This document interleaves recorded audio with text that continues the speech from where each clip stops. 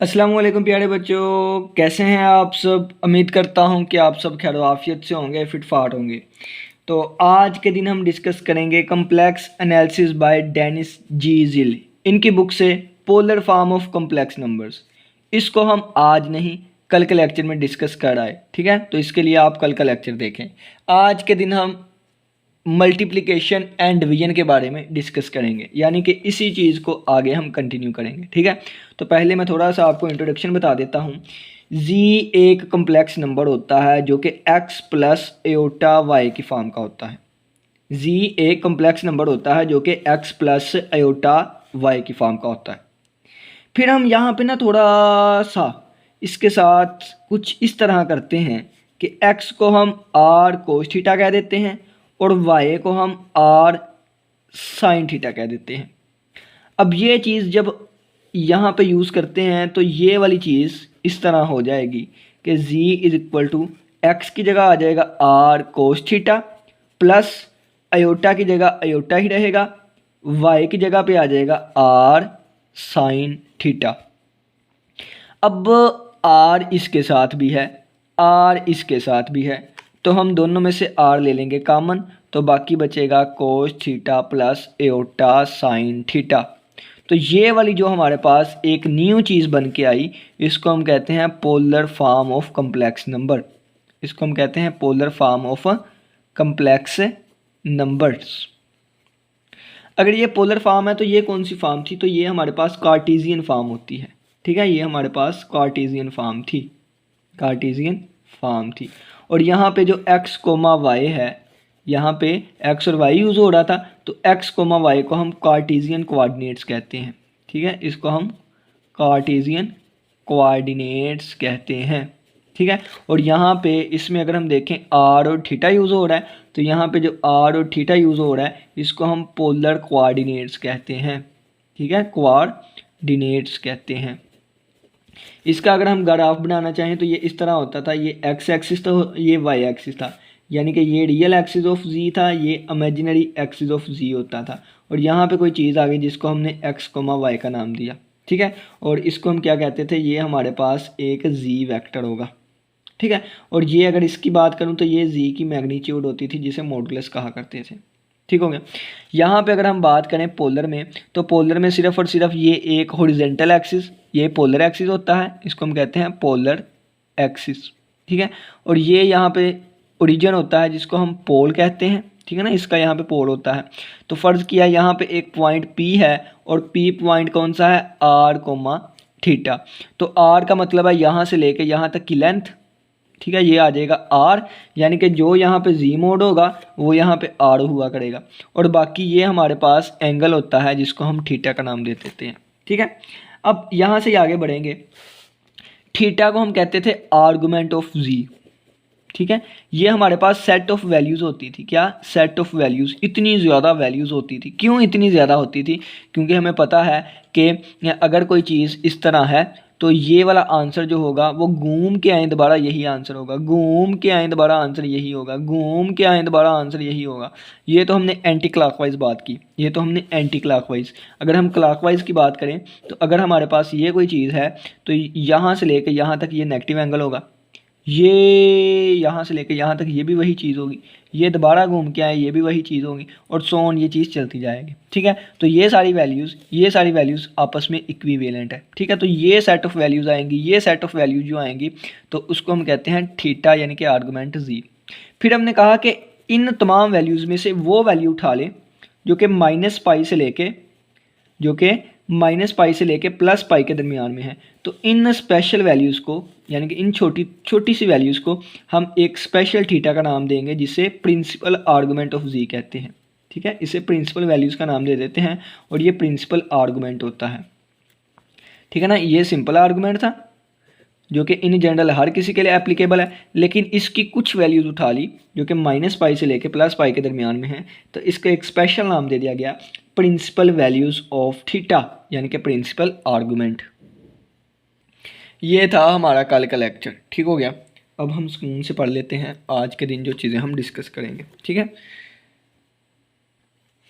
हम डिस्कस करेंगे ये जो हमारे पास पोलर फॉर्म आई है, अगर हमारे पास दो कम्प्लेक्स नंबर दिए गए हों पोलर फॉर्म में तो उनकी मल्टीप्लिकेशन एंड डिवीजन, ठीक है, उनकी मल्टीप्लिकेशन एंड डिवीजन, मल्टीप्लिकेशन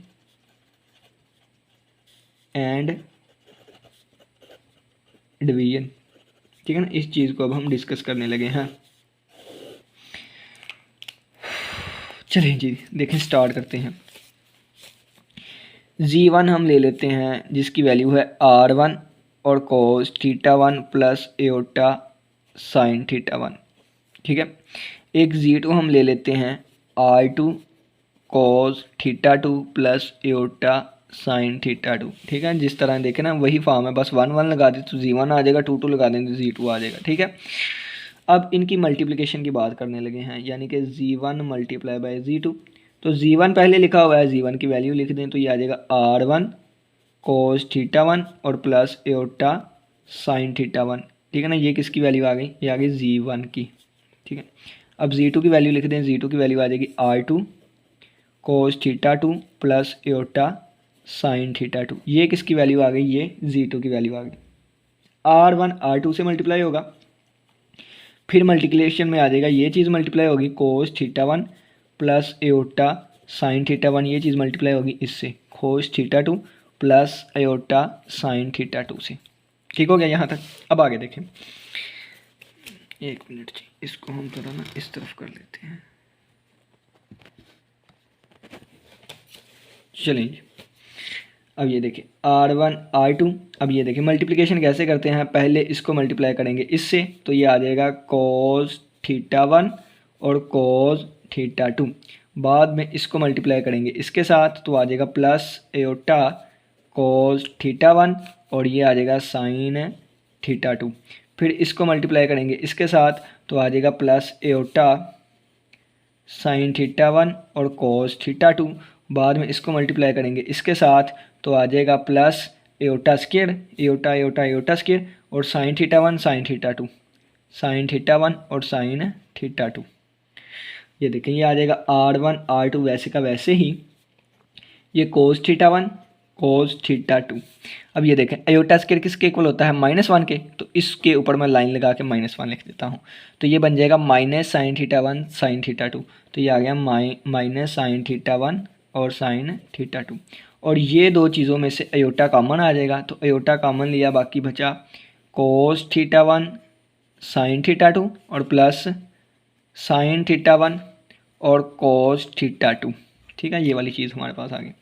अब ये बन जाएगा r1 r2, अब ये cos alpha cos beta minus sign alpha sine beta, ये हम फार्मूला पढ़ के आए थे, कौन सा, cos अल्फ़ा cos बीटा और minus sign alpha sine beta, ये फार्मूला होता है हमारे पास cos अल्फ़ा प्लस बीटा का, तो ये हमारे पास क्लोज हो जाएगा cos θ1 प्लस θ2 और ये प्लस एओटा लिखा हुआ है, इसकी जगह सारा ना फार्मूला बंद हो गया ये वाला। और इसकी बात करें अगर तो हम एक और फार्मूला पढ़ के आए थे कि साइन अल्फ़ा cos बीटा और plus cos alpha sine beta, ये वाली चीज़ इक्वल होती है साइन अल्फ़ा प्लस बीटा के, ठीक हो गया। तो ये साइन अल्फ़ा की जगह पे क्या लिखा हुआ है θ2 और बीटा की जगह पे θ1, ठीक है। तो ये हमारे पास आ जाएगा θ2 प्लस θ1, तो ये दोनों प्लस हो रहे हैं, हम इनकी जगह भी चेंज कर सकते हैं, तो ये हमारे पास आ जाएगा cos θ1 प्लस θ2 और प्लस एओटा साइन θ1 प्लस θ2। तो ये बड़ी मज़े की बात आ गई, क्या, यहाँ से दोबारा समझाता हूँ। अगर हमारे पास z1 दिया गया है r1 cos θ1 plus iota sine θ1, ये हमारे पास अगर z1 दिया गया है, ये हमारे पास अगर z2 दिया गया है, ठीक है, कोई भी z2 दिया गया है, अगर हमें इन कम्प्लेक्स नंबर्स की मल्टीप्लिकेशन करनी है तो r1 को r2 से मल्टीप्लाई कर दें और cos एंगल प्लस कर दें θ1 प्लस θ2 और प्लस एओटा साइन θ1 प्लस θ2 कर दें, लें जी हमारा रिक्वायर्ड आंसर आ गया। बस कैसे आया ये हमने प्रूव कर दिया है, देखें ना यही आंसर आया ना एट द एंड मल्टीप्लिकेशन के बाद, r1 r2 cos θ1 plus θ2 plus iota sine θ plus, ठीक हो गया। अब इसको थोड़ा सा ना हम डायग्राम से समझ लेते हैं, इसकी डायग्राम हमें क्या कहती है, ठीक है, डायग्राम हमें क्या कहती है।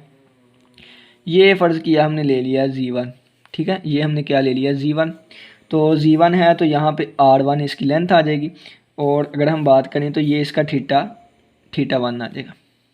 ठीक हो गया, ये इसका थीटा 1 आ जाएगा। अब यहाँ पे कहीं हमने ले लिया है Z2, कितना ले लिया है Z2। अब Z2 लिया है तो यहाँ से लेके यहाँ तक थीटा 2 आ जाएगा इसका, और ये इसकी R2 लेंथ आ जाएगी। ठीक है, अब ये जो उनकी मल्टीप्लिकेशन आएगी ना, मल्टीप्लिकेशन भी हमारे पास एक कम्प्लेक्स नंबर ही आएगा, और वो कौन सा होगा, वो ये वाला होगा।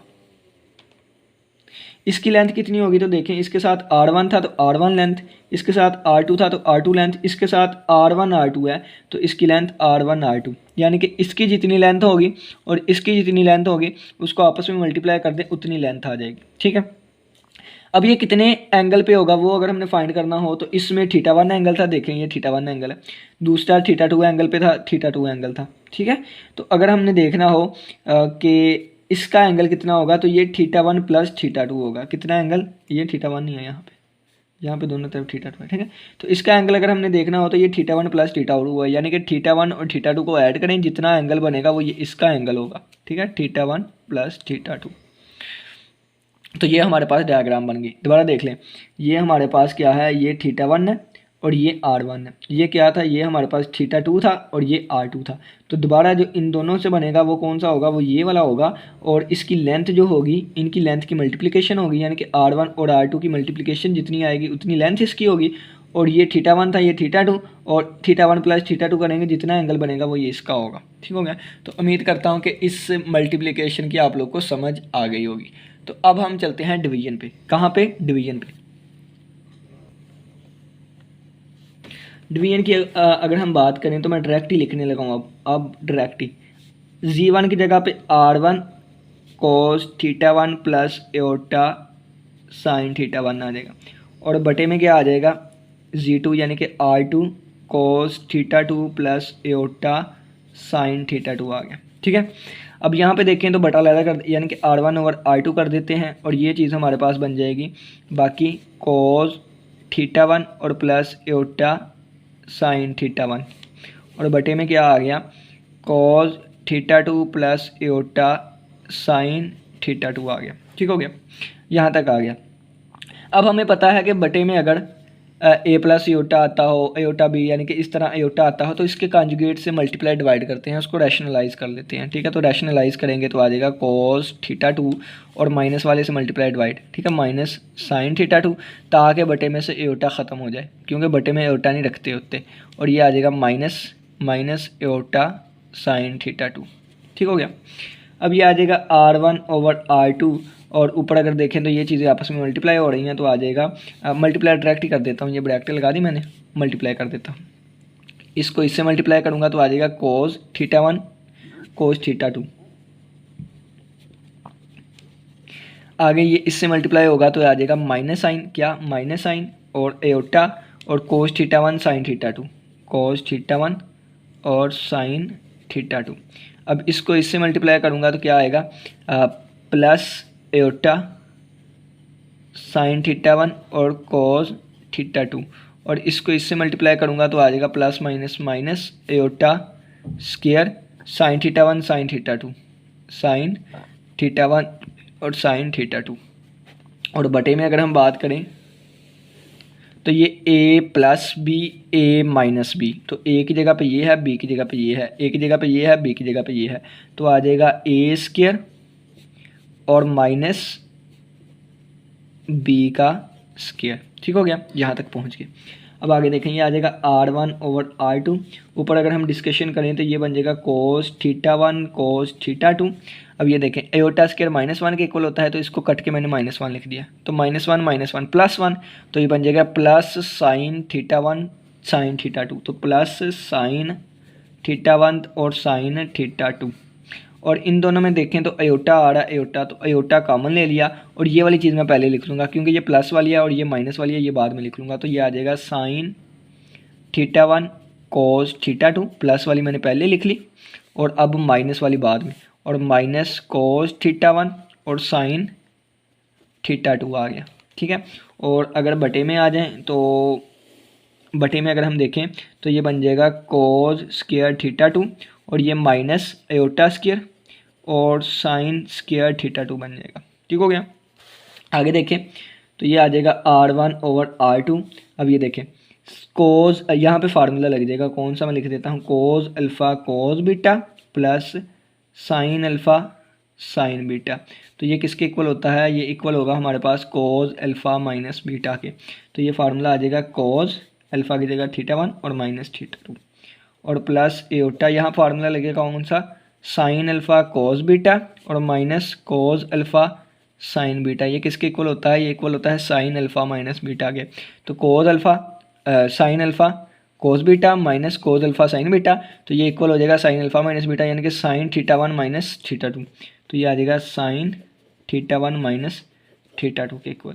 और बटे में अगर हम देखें तो ये बन जाएगा कोस स्क्वायर θ2 और एओटा स्क्वायर -1 होता है, तो इसकी जगह -1 लिख दिया, माइनस माइनस प्लस हो जाएगा, प्लस साइन स्क्वायर θ2 और ये आ जाएगा R1/R2। ऊपर अगर हम देखें तो कोस θ1 माइनस θ2 और प्लस एओटा साइन θ1 माइनस θ2 आ गया। और कोस स्क्वायर थीटा ये आइडेंटिटी होती है कि sine square alpha plus cos square alpha is equal to कितना होता है, 1 होता है। तो यहाँ पे अल्फ़ा की जगह θ2 लिखा हुआ है, तो cos square plus sine square 1 होगा। या sine square plus cos square जो भी थीटा है या अल्फ़ा है या जो भी एक्स दिया हो वो किसके इक्वल होता है, 1 बटे में 1 आ जाएगा। तो ये वाली चीज़ हमारे पास बचेगी, ठीक है, ये वाली चीज़ हमारे पास रह जाएगी। तो यहाँ से बस मल्टीप्लिकेशन का भी आंसर आ गया। अब इस मल्टीप्लिकेशन का क्या जादू है ये आपको दिखाता हूँ। g1 और g1 की वैल्यू अगर हमारे पास दी हो R1 कोस θ1 प्लस एओटा साइन θ1, अगर ये हमारे पास g1 एक कम्प्लेक्स नंबर दिया गया हो पोलर फॉर्म में, इसी तरह ये दूसरा दिया गया हो पोलर फॉर्म में, तो अगर इनकी डिवीजन हमें चाहिए यानी कि g1/g2 चाहिए तो सिंपली R1/R2 कर दें और इनके आर्गुमेंट्स को माइनस कर दें। ये लें जी, ठीक है, ये सिंपल हो गया। कैसे हुआ ये हमने सारा प्रूव कर लिया यहाँ तक, ठीक हो गया। तो एडिशन में अगर एडिशन कर मल्टीप्लिकेशन करनी हो तो मल्टीप्लिकेशन कैसे, ये मैंने बताई है, R1/R2 और आ जाएगा कोस θ1 प्लस θ2 और plus iota sine θ1 plus θ2। Multiplication में हम सिर्फ और सिर्फ θ1 θ प्लस किया करेंगे और डिवीजन में हम सिर्फ और सिर्फ माइनस किया करेंगे, ठीक हो गया। अब आप लोग के लिए एक छोटा सा होमवर्क है। होमवर्क क्या है कि जिस तरह मैंने यहाँ पे ये डायग्राम आपको बना के दिखाई है ये वाली, ठीक है, कि R1 ये लेंथ R2 ये और इसकी लेंथ R1 R2 मल्टीप्लिकेशन, इसका θ1 इसका θ2 और इसका जो आएगा एट द एंड आंसर यानी कि मल्टीप्लिकेशन का, तो ये इसका एंगल θ1 प्लस θ2 होगा। बिल्कुल इसी तरह अब आप लोगों ने इसकी डायग्राम बनानी है। कैसे बनानी है थोड़ा सा मैं गाइड कर देता हूँ, ठीक है ना। क्या कि g1 की लेंथ R1 थीटा एंगल जो है वो θ1 होगा, इसकी लेंथ R2 और एंगल θ2 होगा। तो g1/g2 की जो लेंथ होगी इस लेंथ को इससे डिवाइड कर दें, वो लेंथ आएगी, ठीक है, और एंगल जो होगा वो θ1 माइनस θ2 कर दें तो वो एंगल होगा, ठीक है। तो इसकी डायग्राम आपने होमवर्क में करनी है, ठीक है ना, होमवर्क। तो ये आप शेयर करिएगा या जिस तरह भी। अच्छा, यहाँ से जो रिज़ल्ट निकल के आता है ना वो ये है कि देखें, अगर हमने आर्गूमेंट ऑफ g1 की बात करनी हो, g1 का आर्गूमेंट क्या है, ठीक है, ये इंपॉर्टेंट चीज़ है। इसको ना मैं यहाँ ब्लैक से लिखता हूँ, ब्लैक अब मिल जाए, ब्लैक रहने दें, इससे लिखते हैं ब्लू ग्रीन से। ये देखिए आर्गूमेंट ऑफ g1 का आर्गूमेंट क्या होता है, यानी कि g1 जो यहाँ पे थीटा यूज़ हो रहा है वो आ गया θ1। आर्गूमेंट ऑफ g2 क्या यूज़ हो रहा है यहाँ पे, तो g2 का आर्गूमेंट कितना है, θ2 है, ठीक है, θ2। अगर मैंने कहना हो कि argument of g1 multiply by g2, इसका आर्गूमेंट कितना है, तो g1 मल्टीप्लाई बाय g2, ये इसका आर्गूमेंट θ1 प्लस θ2 θ1 प्लस θ2, तो इसका आर्गूमेंट आ जाएगा θ1 प्लस θ2। अगर मैंने कहना हो आर्गूमेंट ऑफ g1/g2 ये कितना है, तो ये देखिए θ1 माइनस θ2, ठीक है, और यहाँ भी θ1 ये आ जाएगा। अगर इसको मैं थोड़ा सा देखूँ तो ये θ1 प्लस θ2 लिखा हुआ है, ठीक है, तो ये किसके इक्वल है, तो θ1 की जगह पे आर्गूमेंट ऑफ g1 और प्लस θ2 की जगह पे आर्गूमेंट ऑफ g2, और यहाँ पे अगर मैं बात करूँ तो θ1 की जगह पे आर्गूमेंट ऑफ g1 और माइनस θ2 की जगह पे आर्गूमेंट ऑफ g2, यानी कि यहाँ पे एक रिजल्ट आ गया कि argument of g1 multiply by g2 equal हुआ करेगा आर्गूमेंट ऑफ g1 और प्लस आर्गूमेंट ऑफ g2, ठीक है। और argument of z1 over z2 equal हुआ करेगा ये वाली चीज़ आर्गूमेंट ऑफ z1 और माइनस आर्गूमेंट ऑफ z2। तो ये एक रिजल्ट है, इसको आप याद रखिएगा। लेकिन ऐसा ये तो पॉसिबल है, हर दफ़ा पॉसिबल है। लेकिन अगर हम प्रिंसिपल आर्गूमेंट की बात करें ना, प्रिंसिपल आर्गूमेंट की बात करें तो ये इक्वल नहीं होता इसके। क्यों इक्वल नहीं होता?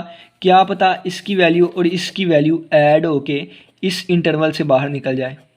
ठीक है, क्या पता इसकी वैल्यू जो है वो ऐड, ये अकेला लेस देन है और ये लेस देन इक्वल टू, ठीक है, क्या पता इनकी वैल्यूज़ ऐड होके इस इंटरवल से बाहर निकल जाए। जब इस इंटरवल से बाहर निकल जाएगी वो प्रिंसिपल आर्गूमेंट रहेगा ही नहीं। ठीक है, तो इस इंटरवल के अंदर जो थीटा की वैल्यूज़ होती हैं इसको हम कहते हैं प्रिंसिपल आर्गूमेंट। तो क्या पता, यानी कि फ़र्ज़ किया मैं कहता हूँ कि आपने वो वैल्यूज़ लेनी है जो 1 से 5 तक है, तो आपने एक 2 वैल्यू ले ली और एक आपने 4 वैल्यू ले ली। ये भी प्रिंसिपल आर्गूमेंट, यानी कि ये भी इस प्रॉपर्टी को सेटिस्फाई कर रहा है, ये भी इसको सेटिस्फाई कर रहा है, लेकिन जब इसको ऐड करेंगे तो ये इसमें से नहीं आएगा। ठीक हो गया। बिल्कुल इसी तरह ये भी इसको सेटिस्फाई करता हो, ये भी इसको सेटिस्फाई करता हो, लेकिन क्या पता इनका सम जो है वो ये वाली वैल्यू ना आए। ठीक है, तो इस वजह से, लेकिन ये सेट ऑफ वैल्यू जो होती हैं, यानी कि जनरल होता है जो हमारे पास आर्गूमेंट, वो ठीक है, लेकिन प्रिंसिपल आर्गूमेंट की बात करें तो वहाँ पे ये चीज़ सेटिस्फाई नहीं होती। चलिए जी, क्वेश्चन आ गया है, प्रैक्टिस क्वेश्चन, एग्जाम्पल आई है बल्कि। वो कहता है कि z1 एयोटा का इक्वल है, ठीक है, और z2 जो है इसके इक्वल है। तो ये देखें उन्होंने एक चीज़ को बार बार लेके जा रहे हैं एग्जाम्पल नंबर 1 में। बाकी एग्जाम्पलों में इतना ज़्यादा इसको हम डिस्कस करके आए हैं ना पीछे वाले लेक्चर में, तो पीछे वाला लेक्चर अवेलेबल होगा। तो ये देखें, ये पीछे वाला लेक्चर था जो मैंने आप लोग को करवाया। तो ये देखें, ये मैंने एग्जाम्पल दी हुई थी।